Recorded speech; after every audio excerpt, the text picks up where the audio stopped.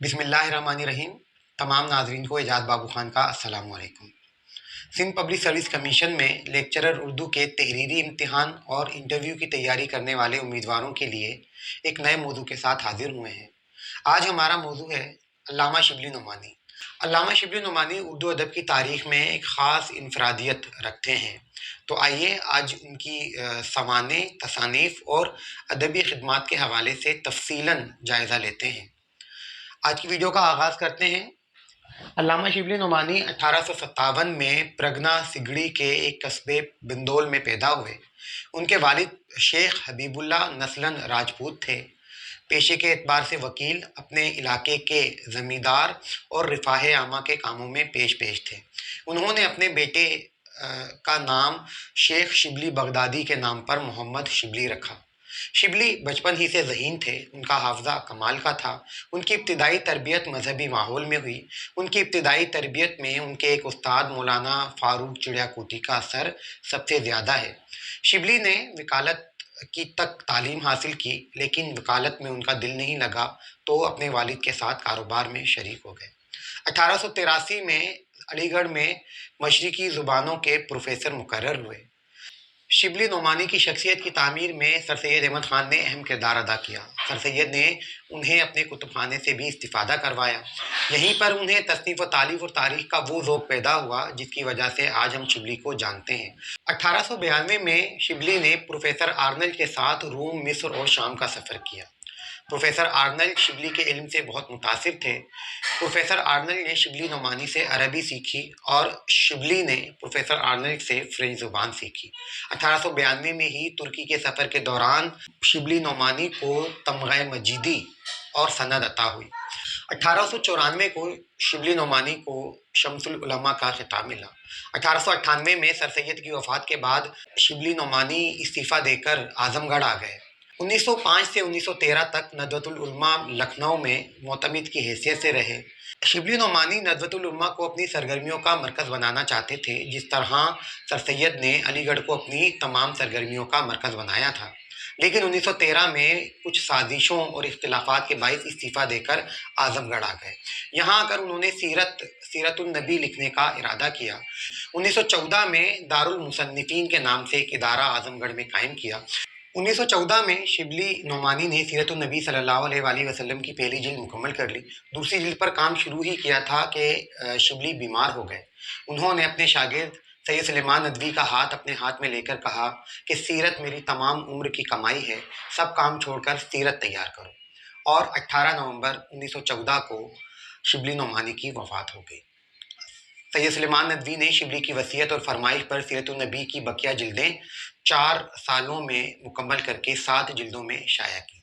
शिबली नोमानी की तसानीफ़ का जायज़ा लें तो उनमें अल-मामून, सीरतुन नोमान, सफ़रनामा रूम व मिस्र व शाम, अल फ़ारूक अल ग़ज़ाली, इल्मुल कलाम, अल कलाम, सवाने मौलाना रूम, मवाज़ने अनीस व दबीर, शेरुल अजम, सीरतुन नबी और औरंगज़ेब आलमगीर पर एक नज़र वग़ैरह शामिल हैं।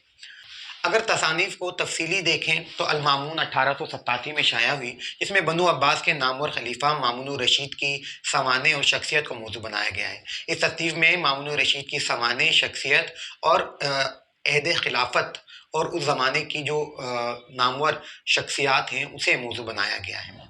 सीरतुन नोमान 1891 में शाया हुई। सीरतुन नोमान 2 हिस्सों पर मुश्तमिल है।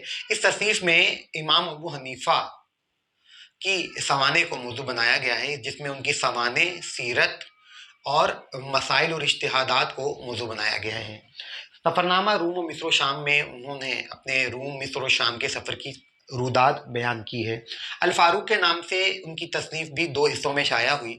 इस तसनीफ़ में हज़रत उमर फ़ारूक रज़ी अल्लाह ताला अन्हु की अहद खिलाफत और फतूहात और निज़ाम हुकूमत की तफ़सीलात शिबली नोमानी ने पेश की हैं। अल ग़ज़ाली 1902 में शाया हुई। इस तसनीफ़ में इमाम ग़ज़ाली की सवाने, उनकी सीरत, तसव्वुफ़, फ़लसफ़ा और दीगर तफ़सीलात को पेश किया गया है। ये किताब भी डॉक्टर जमील जालबी के मुताबिक इल्मुल कलाम की ज़ेल में आती है, क्योंकि इमाम ग़ज़ाली ही जदीद इल्म कलाम के मौजिद हैं। इल्मुल कलाम 1903 में शाया हुई। मजहबी मसाइल को دلیل سے ثابت کرنے کا علم علم کلام کہلاتا ہے۔ علم کلام یعنی بحث و مباحثے کا علم۔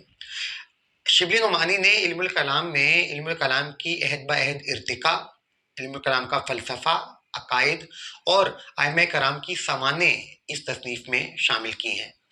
الکلام کے نام سے 1904 میں اگلی تصنیف بھی علم الکلام سے متعلق ہے۔ سوانح مولانا روم 1906 میں شائع ہوئی۔ اس تصنیف میں شبلی نعمانی نے مولانا رومی کی سوانح اور ان کی مشہور مثنوی مولانا روم کا تنقیدی جائزہ لیا ہے۔ یہ تصنیف بھی علم کلام کی ذیل میں آتی ہے کیونکہ شبلی نعمانی نے مثنوی مولانا روم کا جائزہ بھی علم کلام کے نقطہ نظر سے لیا ہے۔ موازنہ انیس و دبیر شبلی نعمانی کی پہلی اہم تنقیدی کتاب ہے، جس میں انہوں نے انیس و دبیر کے مرثیوں کی ادبی حیثیت متعین کی ہے۔ شعر العجم کے نام سے شبلی نعمانی نے 5 جلدوں میں فارسی شاعری کی تاریخ اور تذکرہ مرتب کیا۔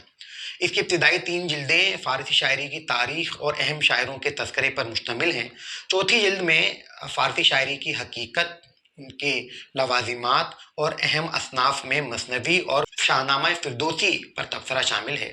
5ویں جلد میں غزل، قصیدہ، فلسفیانہ، عاشقانہ اور اخلاقی شاعری کا مطالعہ کیا گیا ہے۔ اورنگزیب عالمگیر پر نظر میں شبلی نعمانی نے آخری اہم مغل بادشاہ اورنگزیب عالمگیر کو موضوع بنایا اور ان کے سوانح اور شخصیت کی تفصیلات فراہم کی ہیں۔ سیرت النبی صلی اللہ علیہ وآلہ وسلم کے نام سے شبلی نعمانی کی آخری تصنیف ہے۔ اس تصنیف کا پہلا حصہ شبلی نعمانی نے مکمل کر لیا تھا، دوسرا حصہ شروع ہی کیا تھا کہ شبلی نعمانی کی وفات ہو گئی۔ بقیہ جلدیں شبلی نعمانی کے شاگرد سید سلیمان ندوی نے مکمل کی۔ مقالات شبلی 8 جلدوں میں شبلی کے مضامین جو مختلف رسائل اور جرائد میں شائع ہوئے ان کو 8 جلدوں میں مرتب کر کے شائع کیا گیا۔ مکاتیب شبلی سید سلیمان ندوی نے شبلی نعمانی کے خطوط کو مرتب کر کے 2 جلدوں میں شائع کیا۔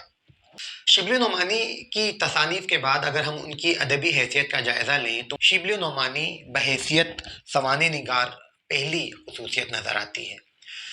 شبلی بنیادی طور پر مورخ ہیں، لیکن انہوں نے اپنی تاریخی تصانیف کے لیے سوانح کی صنف کا انتخاب کیا۔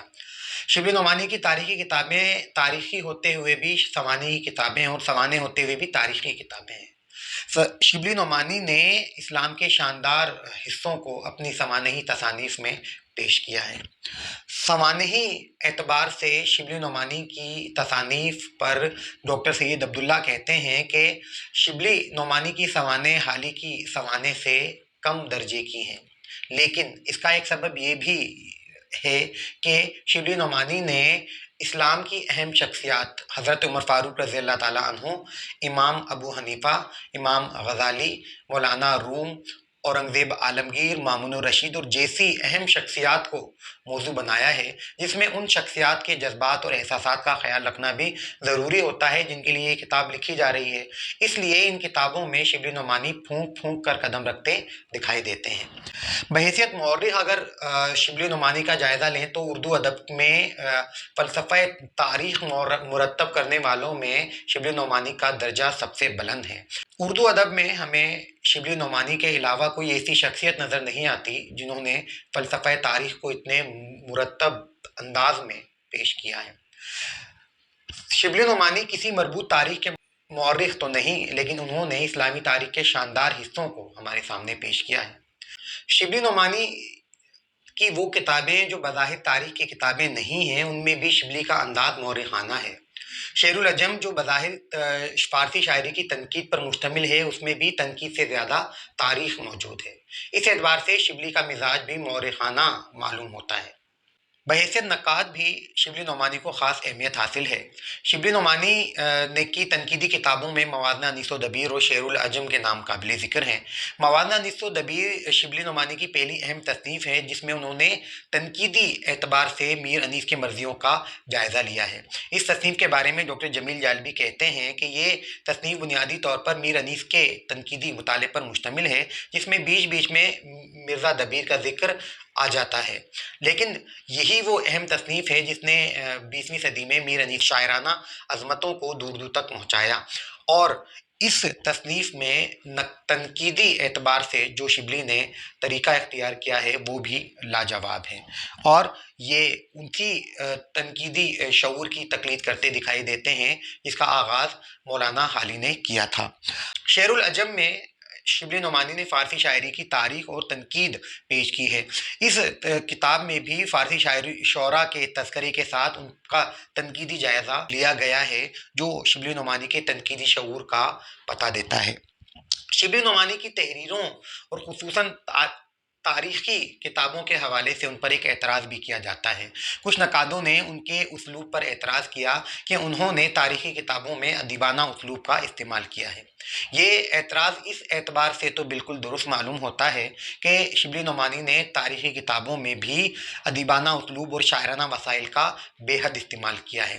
اس کے علاوہ تشبیہات اور استعارات کا استعمال بھی کیا ہے، جبکہ مورخ کا اصل فرض یہ ہوتا ہے کہ اس کا بیان کیا گیا واقعہ درست ہو۔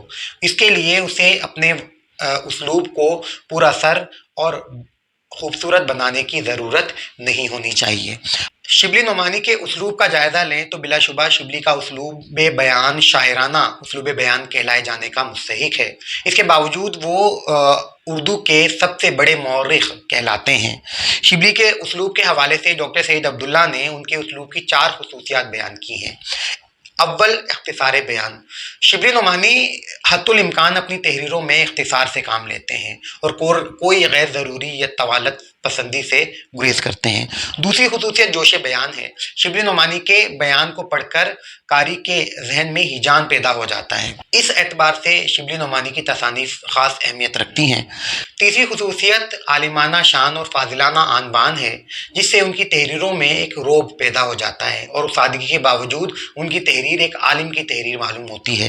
چوتھی خصوصیت منطقیت اور استدلالیت کا وہ خاص انداز ہے جو اس زمانے میں سر سید سے شروع ہو کر بعد کے مصنفین کے ہاں ہمیں نمایاں طور پر نظر آتا ہے۔ یہاں تک شبلی نعمانی کو بحیثیت نثر نگار جو ان کی خصوصیات تھی ان کا مطالعہ ہم نے کر لیا ہے۔ شبلی نعمانی نثر نگاری کے علاوہ ایک شاعر کے طور پر بھی معروف ہیں۔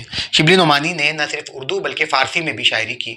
اردو میں شبلی نے تسنیم اور فارسی میں شبلی تخلص اختیار کیا۔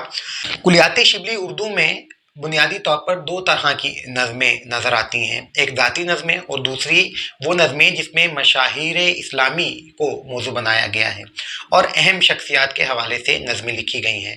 شبلی نعمانی کی عام نظموں میں اس زمانے کے حالات اور واقعات کی تفصیلات بھی نظر آتی ہیں۔